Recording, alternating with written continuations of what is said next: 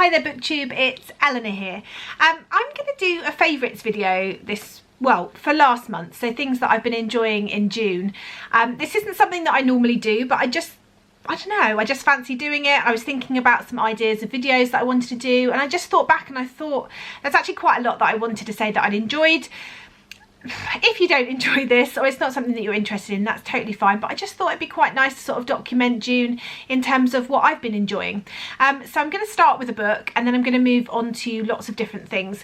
So the book, I didn't have any 5-star reads in fact in June, so the book I've picked was a 4-star read, but it was one that I really enjoyed reading. The experience was really enjoyable. It's one in the start of a contemporary series, which is not normal for me to read contemporary series. Often they come in fantasy, and also I just really wanted to show some love for a fellow booktuber who I've really been enjoying reading, and so that book is The Paper and Heart Society by Lucy Powrie. If you didn't know, Lucy's got a really good booktube channel, and I've been watching her since I started booktube. She is articulate and interesting, and it's been a joy to watch her change in her taste of reading as she has got older. And she's just brought out this book. It's relatively new, and she's working on the second one.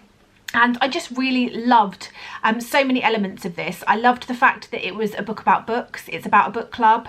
I loved that there was very clear elements of Lucy herself in the main character in this, and a sense of place. It's set in the UK, which I really liked. It's set in sort of Cheltenham, and well, not much in Cheltenham, but it talks about Cheltenham when we visit Bath, and also Devon, which are places that I really love.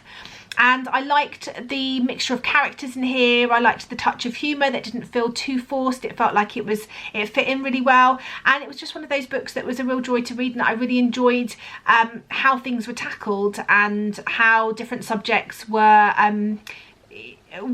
managed really. And I just think I really wanted to give it a shout out. And so if you want to show a fellow booktuber some love, and you want a book that it will be a fun YA contemporary to read with bookish things in there, that is I feel written extremely well for a debut novel, and not well, actually just extremely well. Let's forget that it's a debut novel, but I think it's written really well personally, and yeah, I definitely recommend this one. It was definitely a favourite for me in June. The next thing I want to talk about, I'll try and insert some pictures so I'll shifty myself along, is Dorset Adventure Park.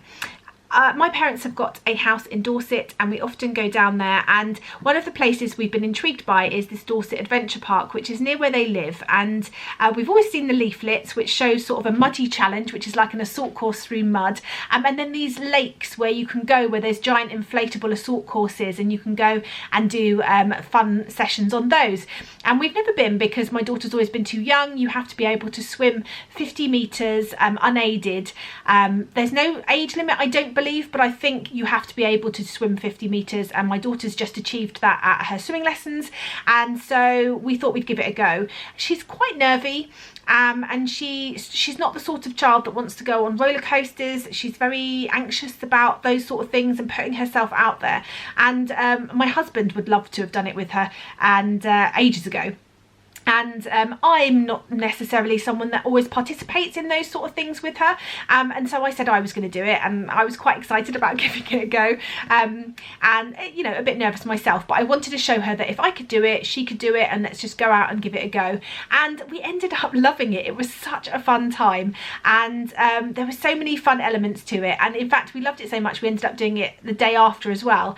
And it's definitely a great place if you're ever in that area. I think it was £15 each for the hour session, and if you needed to hire wetsuits, they were £5, and wet shoe things, you know, you had to wear shoes, but you could take old trainers and things, that was £2. So it's not cheap, but it was such an amazing experience and really good fun. There was hen do's there was football teams at the end of their sort of football season, and lots of children and adults alike. There was grandparents there doing it with them, with their sort of families, and it was just really good fun. We really enjoyed it. It was something we really enjoyed doing as a family. family. I felt like we all sort of faced certain fears. I'm scared of heights, so I went up there and did some of the higher things, and we just put ourselves out there. And I definitely recommend it as a place to visit if you're into that sort of thing or not, or if you have someone in your life that is, maybe somewhere to recommend to them. Anyway, I really enjoyed that. Okay, so a makeup or do some makeup things. There's two really that are new that I've been really interested in. I went to Primark recently, and I was there with Tracy from Flamingo Reads. We were looking for something and I ended up with some totally different things. But I never really considered Primark for makeup, and always think, especially for lipstick for me, because my lips dry out loads. I mean, literally the only lipstick that I've been okay with, there was Soap and Glory and Colourpop in terms of sort of matte or not matte lipsticks. Everything else seems to dry them out and make them go ugh. So I was a bit dubious, but they were so cheap. I can't remember how, I think maybe like £1.50. But these ones, I think they're called PS. They look like little bullets. And I picked up the colour Skin on Skin, which is kind of like a nudie colour. I'll swatch it on my hand. Oh, look at me go. It's that sort of shade. And then the other one I picked up was called Tickle, which is a slightly pinkier one. If I swatch it next to the other one, you can see that this one's a bit more pink. And in fact, I'm going to put some on now so you can see it on.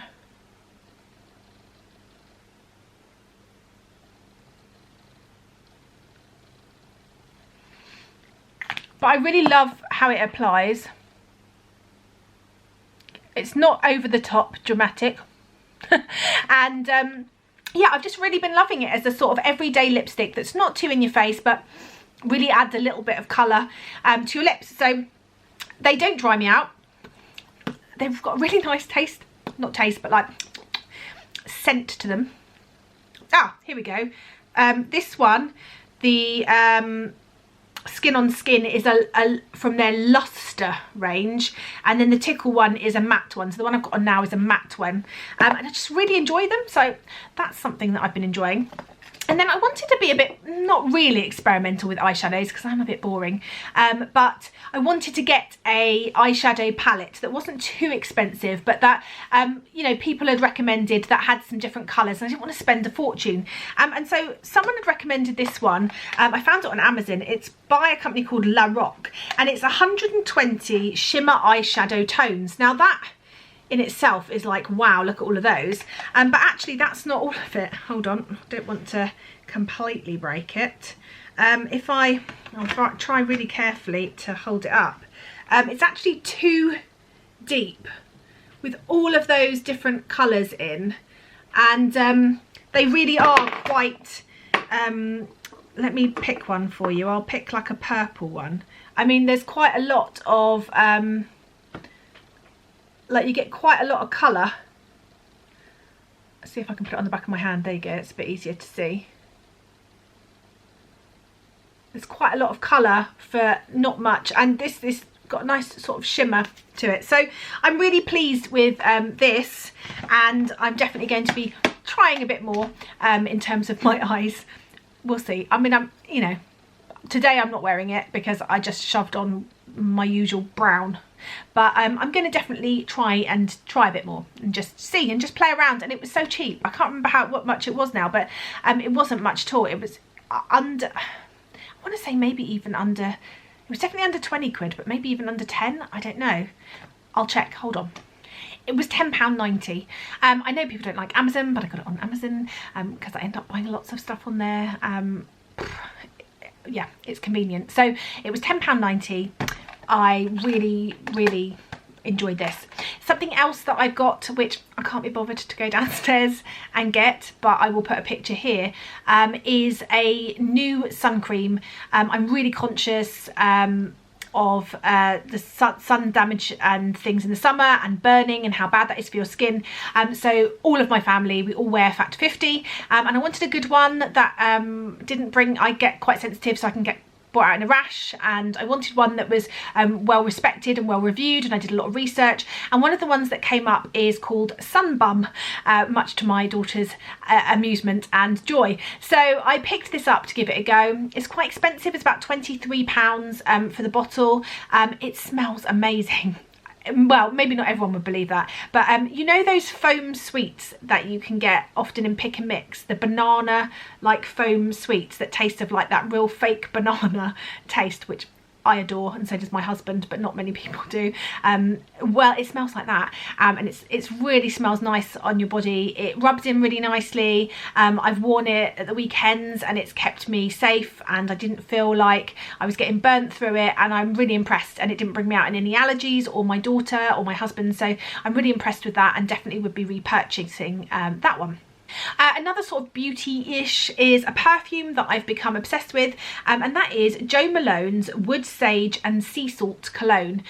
This just, I don't know what it is. It's included in because the problem with Jo Malone is you can't really buy like tester sizes to try out, and they do a pack actually of testers, and you get I think 6 of their to try, but what's really annoying is you can't pick which 6. It just comes with a standard 6, but I got it recently because I wanted to try and sort of branch out from my usual one to try something new, and this one was in that pack, and I just love it. It's just a really nice, yeah, really nice, it's fresh smell. It reminds me of the sea. I just love it. So I've really been enjoying this Wood Sage and Sea Salt. They're really expensive Jo Malone perfumes, but if I'm treating myself, I treat myself to something like this. And this is more of a daytime one for me, just a few sprays just to sort of set me off on the day, and then I do wear Alien in the like more of an evening heavier perfume, but I'm really loving this one. So another thing that I really enjoyed that I picked up in Primark as well is this ring. It is a Harry Potter ring. Let's see if I can get you to focus, camera. Here you go. It's a Harry Potter ring, so it's got the H and it's got the little letter, the invite to Hogwarts there, and I just love how it sits on my middle finger, and I just really enjoy wearing it. I just think it's really fun and really quirky, and I just really enjoy having it on as a sort of added piece of jewellery. I don't wear a lot of jewellery, but I've really enjoyed that, and it wasn't very much. It was under £10, and I just really enjoy that, so that is another favourite at the moment. I mentioned in a haul video recently that I've been loving picking up a magazine. It may seem a bit morbid, but I just think I quite like reading like true crime books. I quite watching documentaries on that sort of thing, and I saw this in a local shop recently. It's called Crime Monthly, and every time I read it, it's the only magazine I've ever picked up, I think, since being a child, that I read cover to cover, and has actually led me to books that I've picked up recently, and led me to sort of looking into things a bit more, and I think it's really since I read I'll Be Gone in the Dark by Michelle McNamara that's sort of led me to this, because the case is currently ongoing and I find that really fascinating, and yeah, this is just about, there's loads of different sort of real life crime things covered. They also have a section which at the back which is called Crime Screen, which is all about different entertainment, so that might be books, TV shows that are coming out, documentaries, films, yeah, all sorts of different things that are coming out or have come out that they want to sort of highlight, which I just think is really good. So I've really been enjoying that, and I'm tempted to subscribe. I've picked it up the last 2 months and read literally cover to cover, and that's very unlike me. Normally I flick and then pick a few things, and then I feel like sometimes my money is wasted because I haven't sort of read enough of it, but I've really been enjoying this. So there is a magazine that I've been enjoying.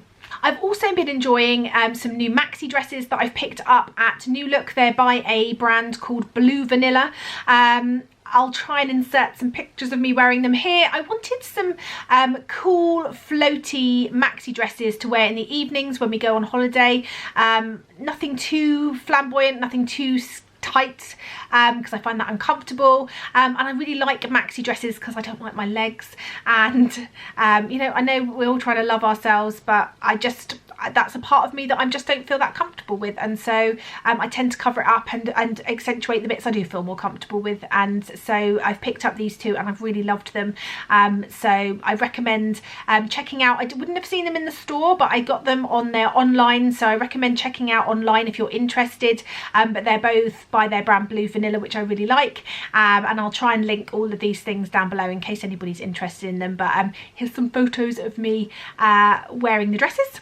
And then just two more things, both totally unrelated, but music that I've been enjoying recently. I'm not massively into music, but I tend to sort of pick, there'll be songs occasionally that I pick, but something that I've really been loving is Ed Sheeran's new tracks that he's been bringing out in sort of a collaboration with other people in his new album. But the album I don't think is out yet, but the collaborations are coming out quite quickly after each other. Enjoyed the one that he did with Justin Bieber, I Don't Care. He did another one recently which I really enjoyed as well, and I've downloaded. But most recently he brought out one called Beautiful People that he did, I think, with DJ Khaled, and I really enjoyed this.